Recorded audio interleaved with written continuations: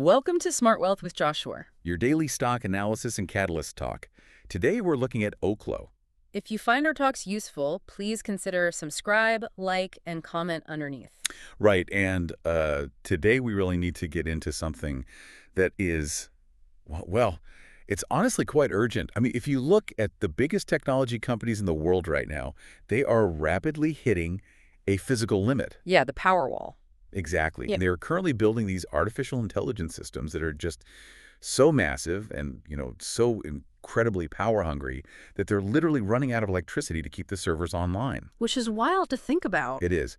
So to figure out where this whole energy crisis is heading, we're doing a deep dive into a massive stack of market research, earnings data, and analyst notes on a company that's claiming to have essentially the silver bullet. Right. So the company is Oklo.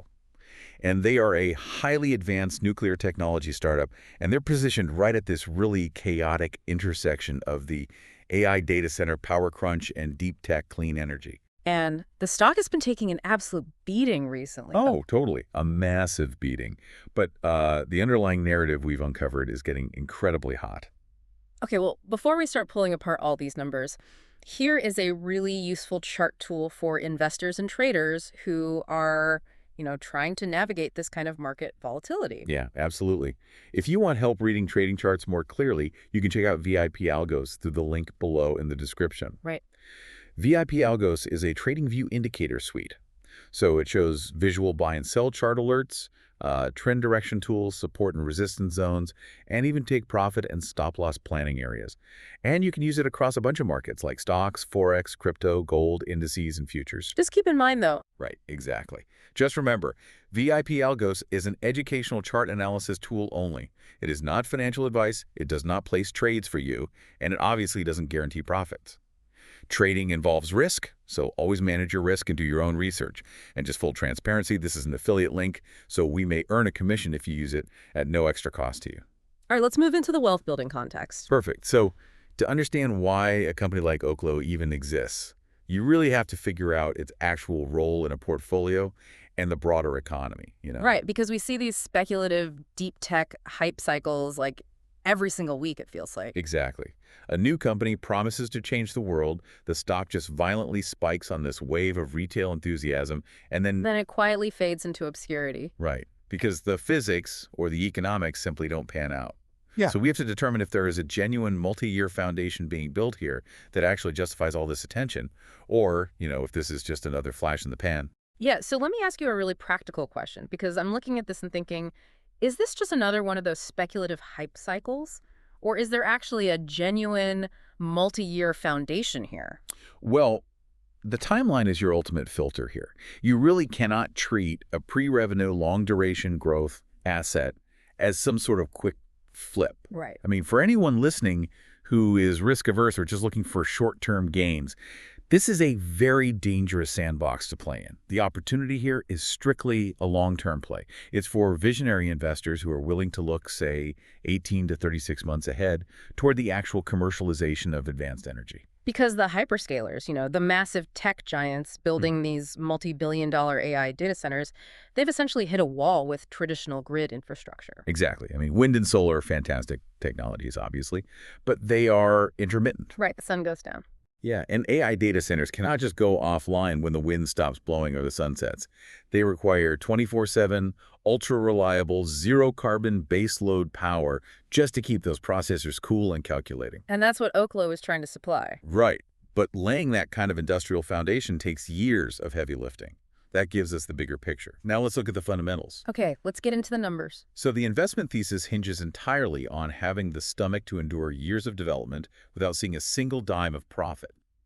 And their recent financials illustrate that difficult transition perfectly. Yeah, they reported a pretty massive net loss, right? They did. A net loss of approximately $76.6 million. Wow. Yeah. And seeing a loss of that magnitude usually sends institutional investors running for the exits.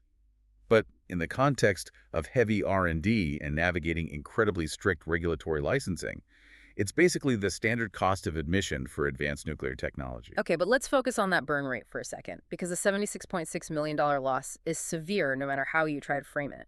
Fair point. I mean, even with their flawless balance sheet, They have roughly $788 million in cash, which is great.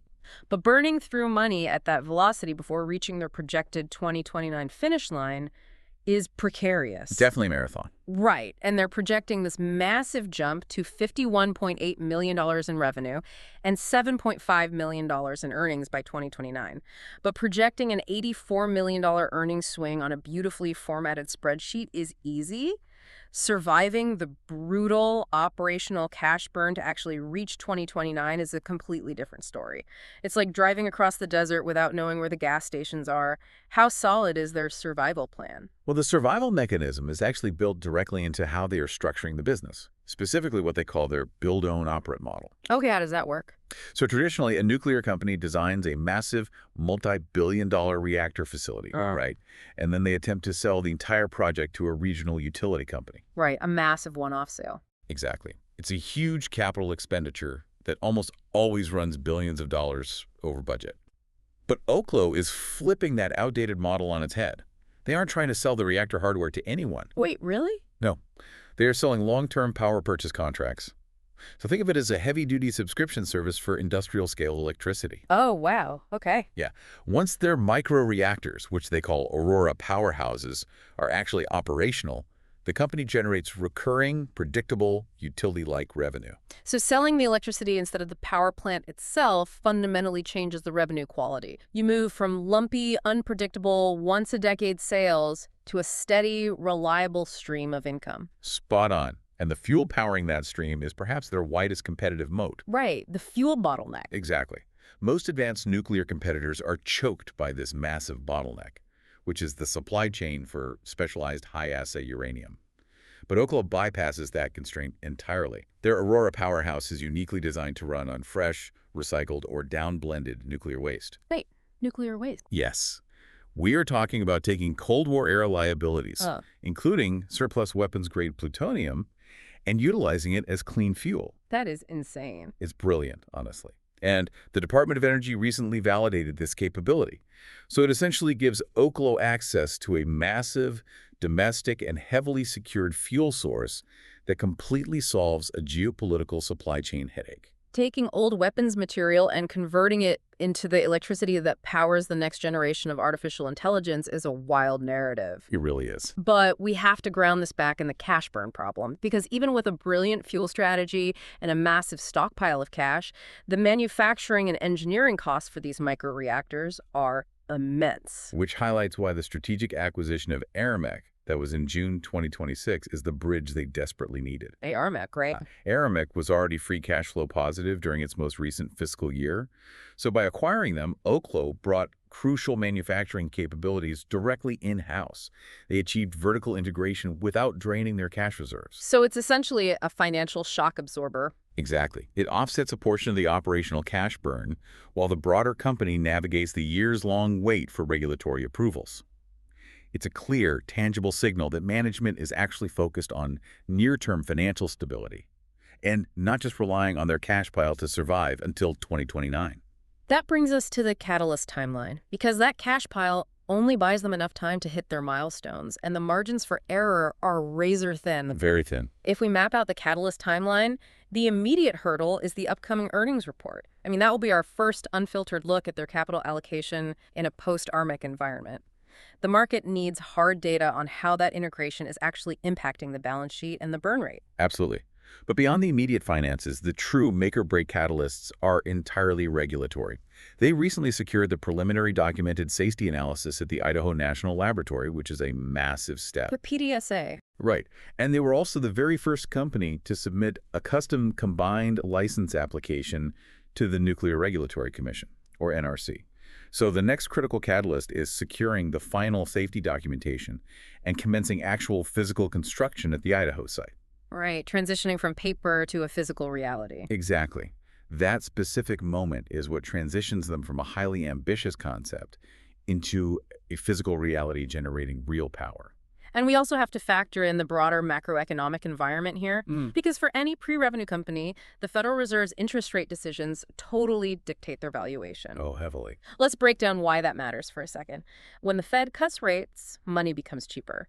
Institutional investors use what is called a discount rate to value future profits today. It's basically a penalty applied to money you won't see for 5 years, accounting for risk and inflation. Right. So when interest rates drop, that penalty shrinks significantly. That makes Oklo's projected 2029 earnings mathematically much more valuable in today's dollars, driving up the stock's fundamental valuation. And those macro wins definitely provide a strong tailwind.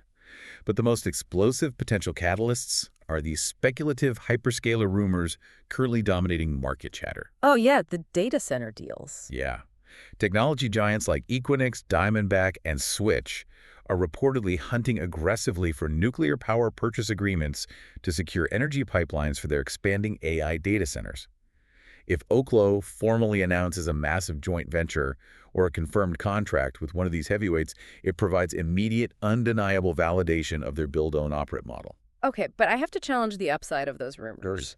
By the time retail investors read about hyperscaler mega deals on finance blogs or hear about them in the news, isn't the potential upside almost always already priced into the stock by high-frequency algorithms and institutional buyers? I mean, we might be looking at a setup where expectations have simply run way too far ahead of what the company can physically deliver in the next 2 years. That is usually true, but the recent Department of Energy fuel agreements fundamentally alter that math. It makes it much harder for algorithms to accurately price the stock. How so? Because the market historically struggles to accurately value regulatory progress for advanced nuclear simply because there are almost no modern precedents for it. Having a guaranteed domestic fuel supply locked in de-risks the company's timeline in a way that standard analyst projections haven't fully digested yet.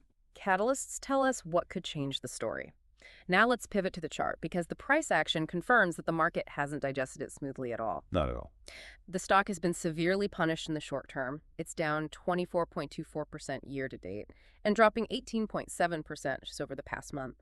Anyone tracking the daily fluctuations is seeing a lot of pain. The short-term picture is undeniably grim, I'll give you that. However, zooming out reveals a completely different market structure. Okay, zoom out for us. The 3-year total shareholder return is a massive 4.6x. The long-term uptrend remains structurally intact, despite this current, highly volatile consolidation phase. Just look at the momentum shock we saw in early June. Right, June 3rd. Yeah, on June 3rd, the stock tumbled 12% following news of insider sales. A sudden drop of that magnitude shakes out a lot of weak hands and creates widespread panic. But what happened next is the key indicator. The ARMEC announcement. Exactly. When the ARMEC acquisition was announced shortly after, it triggered a rapid 4% pre-market pop, and the stock closed positive for the day. So buyers are aggressively stepping in to defend the price on those steep dips. They are basically ignoring the short-term noise and the daily panic to accumulate shares based on the long-term thesis. Right. And in technical analysis, that dynamic sets up a classic contrarian breakout. The fundamental news, like the DOE validation in the ARMEC deal, is steadily improving, but the stock price is artificially suppressed by short-term panic selling. It creates this coiled spring effect, storing up potential energy. And, navigating a stock that drops 12% one day and pops 4% the next is incredibly difficult. The support and resistance zones become entirely chaotic. Oh, it's a nightmare for traders. Right. Separating the actual market signal from the emotional noise is where traders often fail, which highlights why having clear chart workflows is so vital. It's exactly the reason we mention educational tools like VIP Algos to help visualize where buyers are actually defending the price on the chart, so you aren't just flying blind during these massive volatility swings. Yeah, and the volatility on the chart perfectly mirrors the split in broader market sentiment. It is a fundamental tug-of-war right now. So the chart gives us price structure, but what does market sentiment actually look like under the hood? Well, the bullish camp is entirely focused on the long-term fundamentals and the strategic brilliance of the DOE plutonium update, while the bearish camp is fixated intensely on the short-term macro pressures, the zero revenue status, and the immediate cash burn. And the analyst ratings reflect that division perfectly. We have a very wide spread of price targets. Very wide. Wedbush reiterated their outperform rating with a $110 target pointing to the Aramec acquisition as a massive win for vertical integration. Right. Goldman Sachs raised their target to $66, specifically because of the DOE plutonium news. But then UBS maintained a neutral rating and actively lowered their price target to $55, focusing heavily on the macro execution risks and that daunting regulatory timeline. Meanwhile, Craig Hallam is playing it safe, maintaining a hold position. Right, and blending all those conflicting models together gives us a consensus average price target of $88.89. So when measured against recent trading levels near $58.94, the street is projecting roughly a 34% to 53% upside. But there is a glaring red flag in the institutional positioning that we cannot ignore here. The short interest. Yes, the short interest is heavily elevated, sitting above 20%. When 1 in 5 shares of a company is sold short, institutional smart money is placing millions of dollars on the line, betting the company will fail or the price will collapse. They are borrowing shares to sell them, hoping to buy them back later at a much lower price. It's definitely a warning sign. Why should you ignore that? That level of professional skepticism is massive. It is a warning sign, yes, but the mechanics of that heavy short interest also create a highly combustible setup. A short squeeze. Exactly. If Oklo executes and hits an unexpected regulatory milestone, like the NRC finalizing a key safety document, or a major data center contract being unexpectedly announced, the stock price will naturally spike. And then the shorts are trapped. Yes. When that happens, all those institutional short sellers are suddenly trapped in losing positions. To stop their bleeding portfolios, they are forced to buy the stock back at the current market price to cover their positions. That creates a violent cascade of buying pressure known as a short squeeze, which can send the stock price absolutely vertical in a matter of days. So the skepticism is real, but it provides the exact fuel needed for an explosive rally. Okay, but that explosive upside only materializes if they do not trip over their own execution risks, and there are countless ways this goes wrong. Now let's talk about the risk. Yeah, let's get into it. The primary downside is undeniably execution and regulatory risk. Advanced nuclear is one of the most heavily scrutinized and regulated industries on the planet. Obviously. And Oklo currently reports zero revenue, and the full NRC license is still pending. Any delay in that regulatory process or any engineering snag in the construction timeline at the Idaho National Lab would severely impair the equity. Yeah, the market has absolutely zero patience for missed deadlines in pre-revenue companies. None whatsoever. We also have to confront the capital dilution and those insider sales directly. Let's look closely at that June 3rd red flag. The founder sales. Yeah, co-founders sold $13.6 million in shares. Let's be brutally honest here. Founders pulling out nearly $14 million while preaching a glorious 2029 vision is exactly the kind of thing that makes investors incredibly nervous. It definitely looks bad. It looks terrible. When you pair that behavior with an inherently capital-intensive path to commercialization, the looming threat of share dilution is constant. If they burn through their $788 million war chest faster than anticipated, their only survival mechanism is to print and sell more shares, which mathematically devalues every single share you currently hold. The optics of the founder sale are undoubtedly poor, and it understandably rattled the market.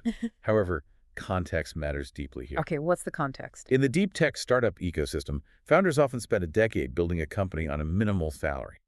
Selling a fraction of their holdings post-public offering for personal diversification or to cover complex tax obligations is standard practice. Fair enough.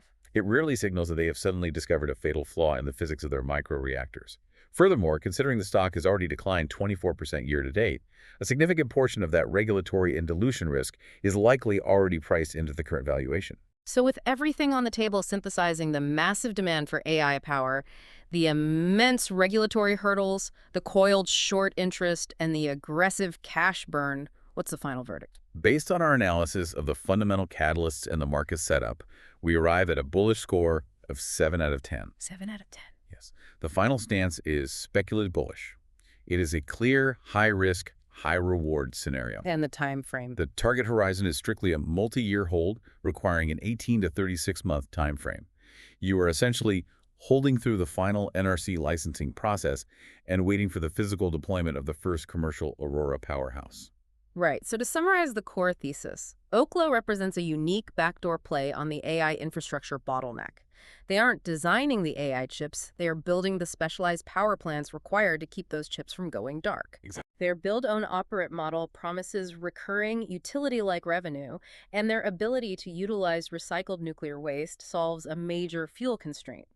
But the thesis can be entirely derailed by their pre-revenue capital burn and the ever-present threat of regulatory delays at the NRC.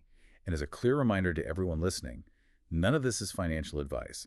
This is educational analysis designed to give you the context you need to make your own decisions. Absolutely. And if you want a cleaner way to read trading charts, check out VIP Algos through the link below in the description. VIP Algos is a TradingView indicator suite with visual buy and sell alerts, trend direction tools, support and resistance zones, and TP and SL planning areas. It can help make charts easier to scan, but it is still only an educational chart analysis tool. It is not a signal service, it's not financial advice, it does not place trades for you, and it does not guarantee results. Trading involves risk, so always do your own research and manage your risk. This is an affiliate link, and we may earn a commission at no extra cost to you. If this talk helped you, please subscribe, like, and comment underneath. We'll see you next time on Smart Wealth with Joshua. But before we go, I want to leave you with one final thought. What's that? As the world's biggest tech giants become increasingly desperate for clean, reliable energy to run their massive AI models, what happens to the global balance of power if a pre-revenue nuclear startup suddenly holds the keys to the very future of computing?